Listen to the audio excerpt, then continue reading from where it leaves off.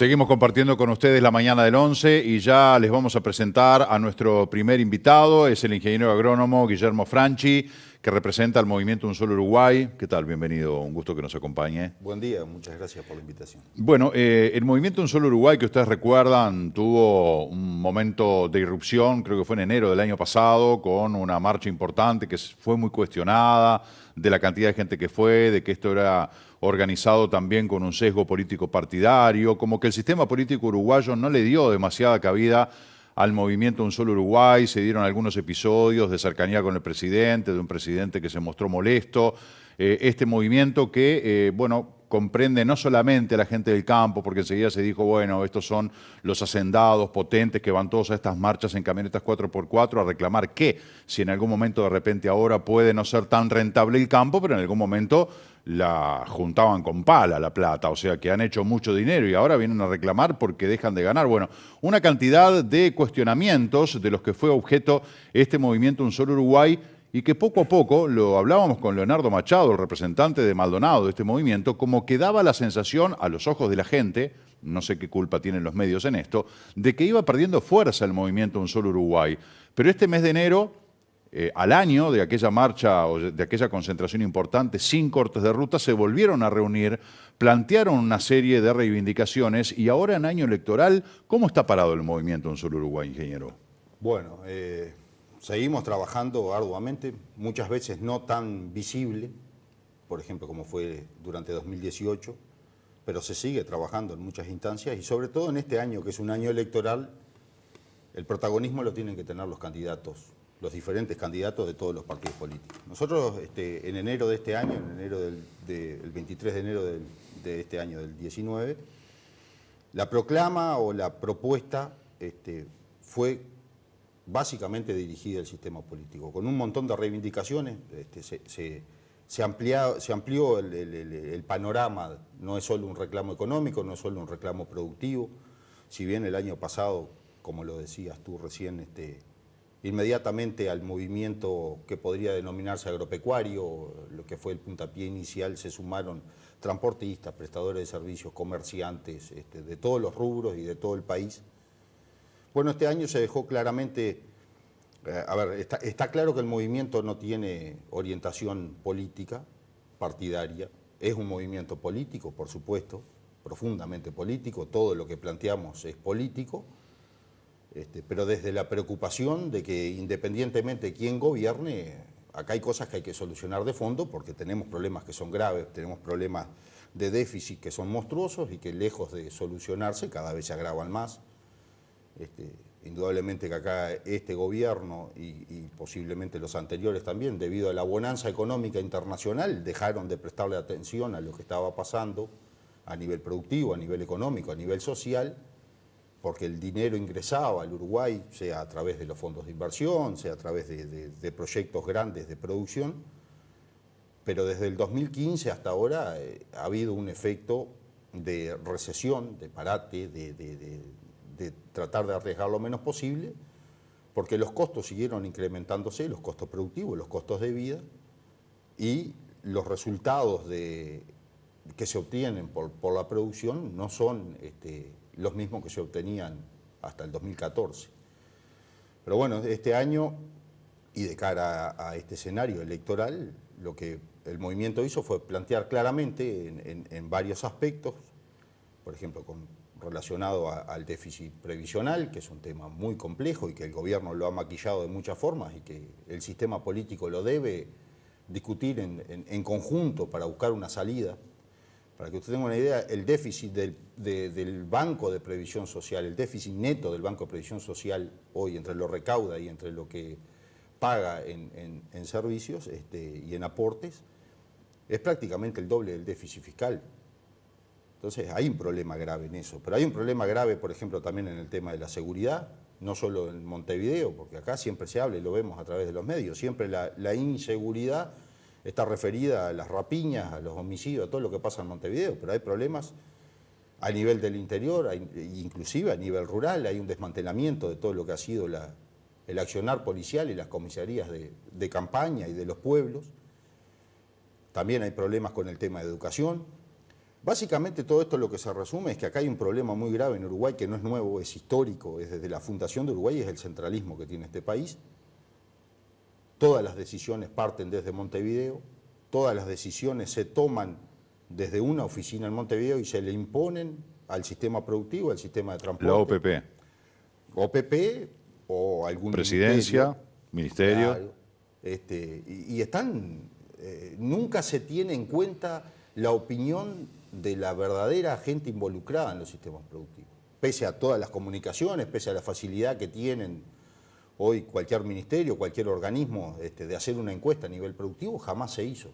Entonces siempre se dice, sí, no, invitamos, están los productores representados de repente por alguna gremial agropecuaria, pero nosotros cuestionamos qué representatividad tienen muchas veces esa gremial agropecuaria con gente que es de Montevideo, que ha vivido toda su vida en Montevideo, que hace 30 años vive en Montevideo y se dedica pura y exclusivamente a ocupar un puesto en INAC, en el SUL, en los diferentes organismos. Y no es solo a nivel agropecuario, esto es a nivel de transporte. Sabrán también todo este lío que se ha armado con la implementación del chip para el transporte, para tener monitoreado todo el movimiento de los camiones.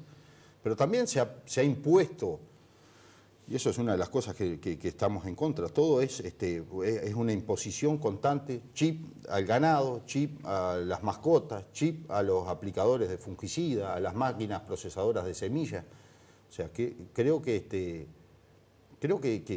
son políticas equivocadas porque, por lo que le decía recién, no hay nunca en las decisiones, o por lo menos debería haber, si se impone algo, al cierto tiempo que esté funcionando, debería consultarse a los verdaderos afectados de qué le parece. Por ejemplo, el tema de la trazabilidad que tanto se habla y que tanto se promociona como que es una gran bandera de este gobierno y que es uno de los promotores de la venta al exterior de carnes. Y uno habla con los industriales de la carne y le dicen que la trazabilidad no tiene incidencia. Entonces, ahora, tampoco se le preguntó, y hemos tenido los casos de estos famosos abigeatos muy grandes, han aparecido 5.000 caravanas de animales sin colocar en un galpón de una estancia, todas esas cosas. Pero jamás el SNIC, que es el organismo encargado de controlar y de regular la trazabilidad, jamás hizo una encuesta, pese a que tiene todos los contactos de todos los operadores y de todos los productores, una pequeña encuesta. ¿Qué piensa de la trazabilidad? ¿Dónde ve que falla? ¿Y cómo podría solucionar esa falla? Eso jamás fue hecho. Entonces, indudablemente va a seguir fallando, porque no se tiene en cuenta.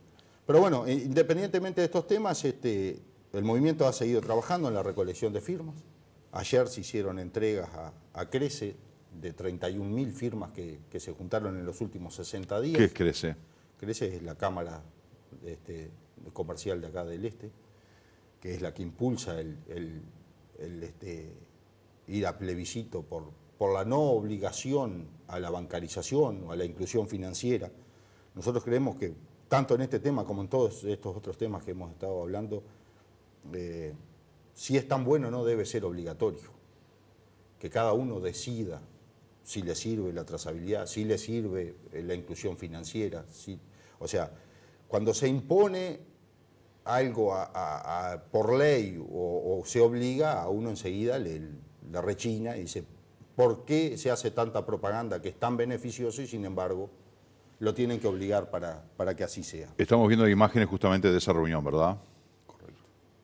Correcto. Ayer se hicieron entrega de esas firmas y además el movimiento desde hace más de un año, desde sus inicios, ha hecho una exposición contundente y crítica con respecto al contrato que se le ha brindado a una sola empresa en Uruguay, a un solo emprendimiento. A UPM. A UPM, para la instalación de su segunda fase. Desde que se hizo público el contrato a fines de 2017, bueno, la verdad que lo que los hemos leído quedamos perplejos ante las concesiones que ha dado el Estado para un solo emprendimiento, o sea, es bastante ilógico. Y bueno, y tenemos hemos ya en 18 localidades hemos estado hablando de este tema y poniendo la posición del movimiento Un Solo Uruguay, por qué estamos en contra de este contrato. Eso lo realizamos ayer y bueno, y la gente la verdad que se informa y y queda preocupada de las concesiones, y nos da bastante pena, por llamarlo de alguna manera, que el sistema político no, sobre todo la oposición, porque sabemos que el gobierno es fue este gobierno el que le brindó estas concesiones a esta empresa, el sistema político, sobre todo el opositor, que no tome cartas en el asunto. Yo creo que la inmensa mayoría ni siquiera ha leído el contrato. ¿Qué expectativas tienen ustedes de que si en un año y pico o en 2 años han sido poco escuchados o poco tenidos en cuenta, que en un año electoral ocurra esto, por lo menos por parte del gobierno? Ustedes han recorrido el camino de decir, bueno, vamos a hablar con los precandidatos, hacer una ronda con cada uno de ellos, porque, a ver, quienes están hoy en el gobierno, el doctor Tabaré Vázquez, después de marzo del año que viene ya no va a ser presidente, el presidente va a ser otro. Exacto. Cualquiera de los precandidatos que están hoy en carrera, capaz que ir a hablar con ellos de a uno, hacer un trabajo de hormiga y plantearles y comprometerlos a que digan algo en concreto. ¿Han recorrido ese camino? Bueno, nosotros no planteamos nosotros las reuniones, pero sí hemos aceptado absolutamente todas las que las que nos han solicitado. Lo hicimos el año pasado, estuvimos, si bien no estaban muchos de los precandidatos de los diferentes partidos, no estaban ya determinados cuáles eran, pero tuvimos reuniones con absolutamente todos los sectores políticos, inclusive con el propio gobierno. No con precandidatos del Frente Amplio, eso no lo tuvimos, pero sí lo tuvimos con los ministros, con Astori, con Murro, en aquellas mesas de trabajo, con el propio presidente de la República.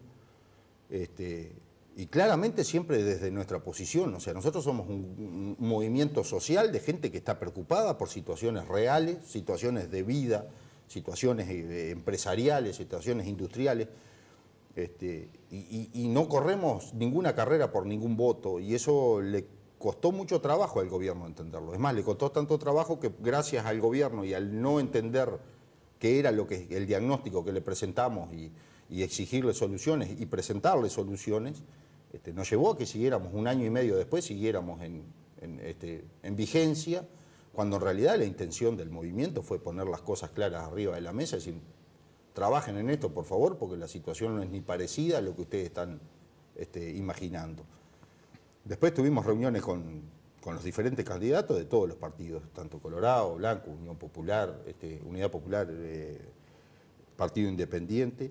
Y este año, ahora sí, determinados ya los candidatos, los que los han solicitado, hemos tenido reuniones con ellos. El movimiento planteó claramente el 23 de enero una plataforma de reivindicaciones, pero no solo reivindicaciones, sino además con propuestas de por dónde debe pasar el acomodo, a nuestro entender, de algunas situaciones que son muy complejas. Y bueno, y a partir de ahí hemos tenido instancias de intercambio con los diferentes candidatos y sobre todo tratando de que se comprometan a hablar, que es la intención nuestra, que se comprometa que esta campaña pase por planteos claros y concretos de soluciones concretas y realizables, y no como campañas anteriores donde se empiezan a prometer un montón de cosas que sabemos que no son reales ni realizables. Capaz que para hilar más fino tienen que hacer una ronda con ya los candidatos únicos por partido, una vez concluida la elección interna, porque ahora, por ejemplo, en el Frente Amplio tienen que hablar con 4, en el Partido Nacional tienen que hablar con 7, en el Partido Colorado tienen que hablar con 5, se tienen que hablar con, creo que son 27 candidatos. De repente es más fácil después ir a hablar con 6 o 7, no sé, los que sean candidatos únicos por partido, para afinar un poco más la conversación y generar un posible compromiso ante la eventual llegada del gobierno. Sería muy bueno, nosotros no tenemos inconveniente en hablar, ni discutir, ni proponer, o sea, no tenemos inconveniente. ¿Pero hay reticencia a recibirlos o escucharlos? Bueno, por parte del Frente Amplio nunca se nos planteó la posibilidad de reunirnos con ninguno, ¿no? Ni Daniel Martínez, ni Cose, ni Vergara, ni Andrade, la verdad que no. Jamás hubo un intento de hablar. Creo que conocen de sobremanera las preocupaciones nuestras. Nos vieron mal, yo creo que eso sí, ahí fue un grave error.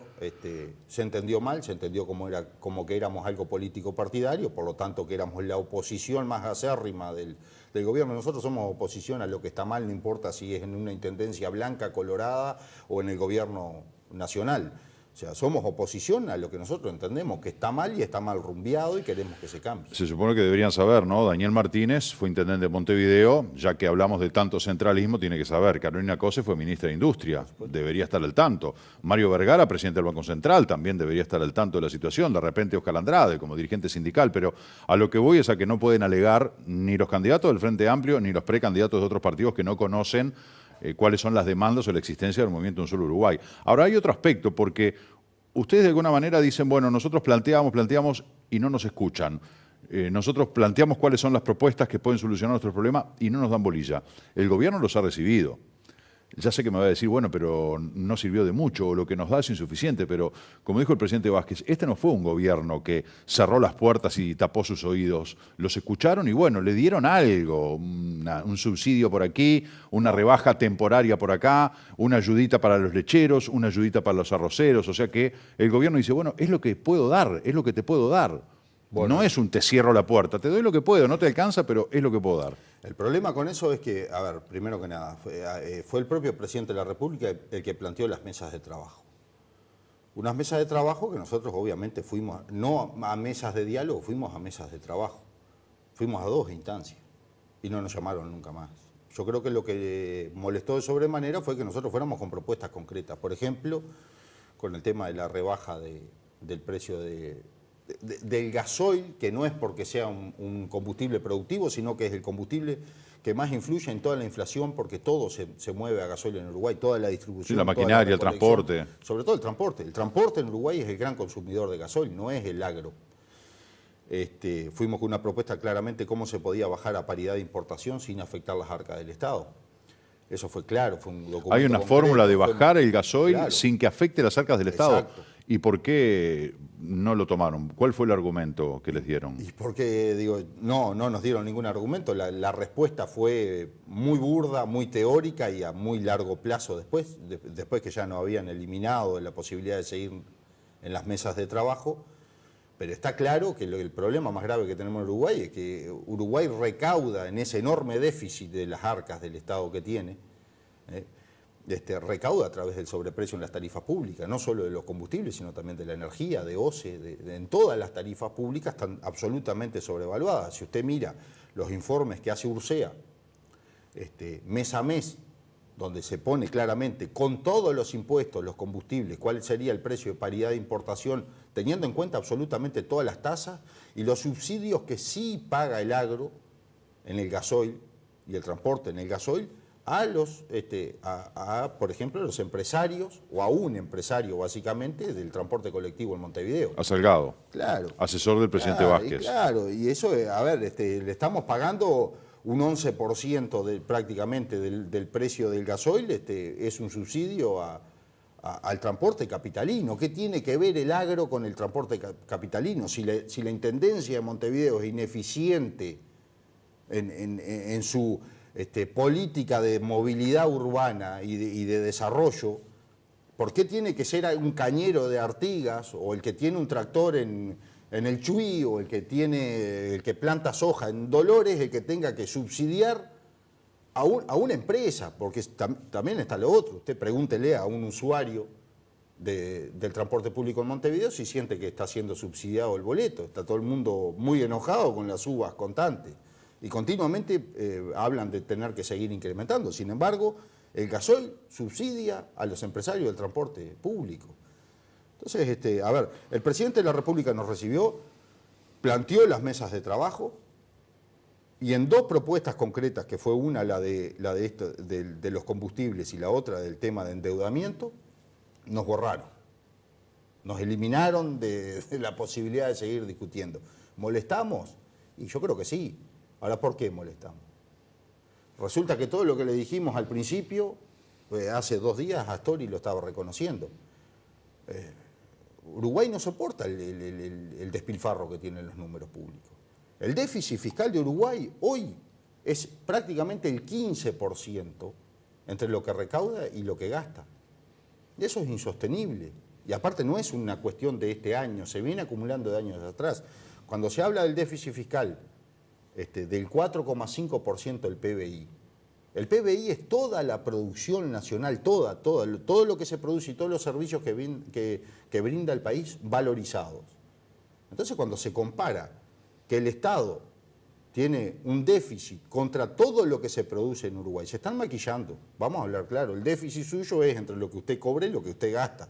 Bueno, entre lo que cobra el Estado y lo que gasta el Estado, tiene por cada 1.000 millones de dólares, 150 millones de dólares de pérdida. Ese es el verdadero déficit y ese es el 15% de déficit fiscal que hay en Uruguay. Franchi, tenemos que ir cerrando la entrevista. ¿Cómo sigue el movimiento Un Solo Uruguay? ¿Qué van a hacer con este panorama de no ser escuchados, no ser atendidos, no ser recibidos, no ser tenidos en cuenta? ¿Van a seguir dando batalla? Por supuesto. ¿Qué van a hacer? Yo creo que escuchados somos, ojo. Creo que molestamos y bastante y escucharnos no se escuchan y nos prestan atención. Yo creo que lo que hay muy poca idea de cómo salir de esta situación. Nosotros denunciamos claramente en enero del 2018 el deterioro del sistema productivo, del aparato productivo, tanto a nivel primario como industrial, y se nos decía que estábamos locos. Estábamos hablando de enero del 18, cuando se hablaba de lo maravilloso que estaba Punta del Este y la cantidad de turistas que había y el boom y lo espectacular que estaba el Uruguay, y sin embargo hacía 3 años que se venía cayendo a pedazos. Y bueno, hoy lo reconocen. Hoy nos reconocen que hay problemas laborales, hoy nos reconocen que hay industrias que cierran, según Vázquez son la evolución natural de las industrias. Bueno, que le vaya a explicar a la gente, a las 150.000 personas que hoy no tienen trabajo en Uruguay, que es la evolución natural. Entonces, ¿nos escuchan? Yo creo que nos escuchan, creo que saben lo que planteamos. Yo creo que no tienen ideas cómo revertir esto. Creo que este gobierno, obviamente, lo que está intentando hacer es que este año pase por la campaña electoral, hacer lo mínimo posible, llevar adelante y seguir adelante con estas concesiones que se le dio a UPM, que hay que decirlo claramente, ellos hablan de la mayor inversión privada de la historia del país, y nosotros podemos hablar claramente, y según el propio contrato que ya está firmado, que es la mayor inversión pública de la historia del país. Porque del 100% de la inversión total, el 70% es inversión pública. Y de lo que la empresa va a invertir, se lo vamos a pagar a 22 años comprándole la energía eléctrica que ellos producen a un precio prefijado por 20 años de $72 el megavatio, cuando hoy en el mercado spot está a $20. Entonces, son un montón de cosas, son un montón de frentes de batalla que lo hacemos a veces más públicamente, a veces más tranquilos. Por ejemplo, las recolecciones de firma prácticamente no se ven, pero lo estamos haciendo. Estamos al borde de las firmas necesarias para derogar la inclusión financiera, y eso se lo van a aclarar mejor la gente de acá del Este, que lo tiene mucho más claro al tema y le va a poder explicar mucho mejor esos pasos. Yo le agradezco mucho que nos haya acompañado en estos minutos para contarnos y ponernos un poco al día de cuál es la situación de este movimiento. Gracias, hasta pronto, Franchi. El agradecido soy yo en nombre de Un Solo Uruguay, y vamos a seguir esta lucha porque nos merecemos un país que sea más equitativo, no solo en los eslóganos, sino en la realidad Gracias, hasta la pronto. vida diaria. Gracias. Señoras y señores, vamos con nuestro móvil. Así están Marcela González con Julio Rabasa. Adelante. Muchas gracias, Marce. Bueno, nosotros nos vinimos al nuevo complejo deportivo que tiene las hermanas, Colegio Hermanas Capuchinas, para hablar. Bueno, vos ya estuviste con Gustavo y con Javier hablando de un nuevo sistema que hay para entrenar, pero ellos nos van a hablar mejor de lo que estamos viviendo esta experiencia. Ustedes van a tener las imágenes también. Gustavo, bueno, bienvenido. Bienvenido a Canal 11 y nosotros también. No, nosotros muy agradecidos de que ustedes siempre se acercan cuando lo llamamos para mostrar las nuevas propuestas que estamos intentando traer acá al colegio, y en este caso la propuesta interesante que tiene que ver con el deporte, pero como ya lo hemos conversado el año pasado, tiene mucho que ver con lo que es el trabajo perceptivo, que no solo colabora para la toma de decisiones en un deporte, sino que también colabora para la toma de decisiones en un aula. Bueno, y para eso tenemos a Javier también, que es especialista en esto, ¿no? Recién veíamos, yo estoy asombrada con las imágenes y las chicas con los ojos tapados, no entiendo mucho. Bien, sí. Trata. Antes que nada, como dice Gustavo, bueno, muchas gracias por el hecho de estar aquí con nosotros y darnos un poco también a conocer las actividades que estamos haciendo aquí en el colegio. Sí, un poco lo que estás viendo vos ahora en esta actividad está más relacionado a la parte de neurociencia aplicada al deporte, que como dice Gustavo, ¿no? Trabajamos mucho lo que es la parte sensoperceptiva y justamente no ayuda solo en el deporte, sino en la vida misma, ¿no? Bien, y, ¿cuántos grupos están trabajando? ¿Son todos del colegio? Sí, en este caso estamos trabajando con la plataforma escolar, ¿no? Desde chicos, tenemos chicos de 7, 8 años en adelante, y en este caso lo que están viendo ahora es nuestro equipo femenino aquí del colegio, que bueno, justamente están trabajando en esta actividad, que es un poco, como te digo, ¿no? Trabajar un poco el cerebro y bueno, y qué mejor que sea de mañana, que es cuando más tiene tiempo para pensar, digamos, no tiene tanta actividad en el día. Y es bien interesante lo que sucede, no solo acá, sino que también en el aula, ¿no? Sí, seguro. Apoyo lo que decía Gustavo nuevamente, digamos. Este trabajo ayuda para la vida misma. La idea que vos me contabas ahora de las gafas que veía y que te llamaba un poco la atención es eso, es acelerar el proceso senso-perceptivo en relación a lo que está viendo. Entonces el cerebro, cuando las gafas dejan de utilizarse, es como que ya ese proceso ya lo tiene adquirido, digamos. Es como acelerar lo que está viendo. Bueno, qué interesante que se haya puesto en práctica, ¿no? En el colegio. Sí, en realidad esto empezó en junio del año pasado y nos entusiasmó la idea cuando Javier se sentó a conversar con nosotros y a comentar cuál era la metodología. Porque esto es una metodología de trabajo y en realidad nos entusiasmó y bueno, y quisimos emprendernos en la nueva propuesta porque veíamos que realmente va a colaborar en el desarrollo, no solo deportivo, sino en el desarrollo intelectual de cada uno de los jóvenes. Gustavo, para ir finalizando, este complejo deportivo nuevo que tiene el colegio, ¿es para quién? El complejo deportivo era una deuda que teníamos nosotros con los chicos y con los padres de la institución porque no teníamos un espacio cerrado. A espalda del camarógrafo, que no se ve ahora, hay una cancha de fútbol, de vóley, que es de multiuso, techada. Nos está faltando cerrar los costados. Pero bueno, por lo menos ya lo que sí pudimos hacer es este año no hacer una inauguración porque lo que queríamos era ponerlo a trabajar. Hay una posible inauguración en breve. Van a invitar, supongo. Por supuesto sí, por supuesto, siempre están invitados. Bueno, que por ahora está solamente techado y sirve también para las clases curriculares, tenerla, sobre todo de los deportes como handball, básquet y como vóley, que tener un espacio para que los días de lluvia no tengamos que suspender las clases, como si no pasaba años anteriores. Claro, Javier, ¿tenés algo para agregar, para finalizar? Sí, tema de costo, que sepan que para los padres, alumnos, hermanos, familiares directos del colegio tienen una bonificación muy especial por el hecho de pertenecer al colegio. Justamente también no lo pueden enfocar, pero hay una mamá de un alumno del colegio y un alumno que vienen de forma particular, pero que tienen esa bonificación, que sepan que sale 500 pesos, que eso se abona en el colegio, y después también pueden llegar a trabajar con personas en particular que quieran arrimarse también, como para poder participar dentro de lo que es nuestro sistema de entrenamiento, como dice Gustavo, esta metodología. Si prestan atención, en la parte mía, bien en el fondo, van a ver que trabajamos con unos software alemanes, que lo que mide mucho es la parte del estrés y la parte emocional, que justamente en este momento lo están utilizando. Así que bueno, es un poco todo muy novedoso, está bueno y los invito para que vengan y que conozcan el predio, que está muy muy lindo. La verdad que sí que es muy novedoso. Vamos a decir la dirección donde estamos. Estamos en Bergali, no me acuerdo el número, Bergali, entre Bergali San Carlos, Bergali 630. entre San Carlos y Rincón. Muy bien. Bueno, Marce, con estas novedades, vos ya estuviste hablando con ellos, pero ahora desde esta nueva sede que tiene el Colegio Hermanas Capuchinas, que nosotros vinimos a conocer y a mostrarle a los televidentes.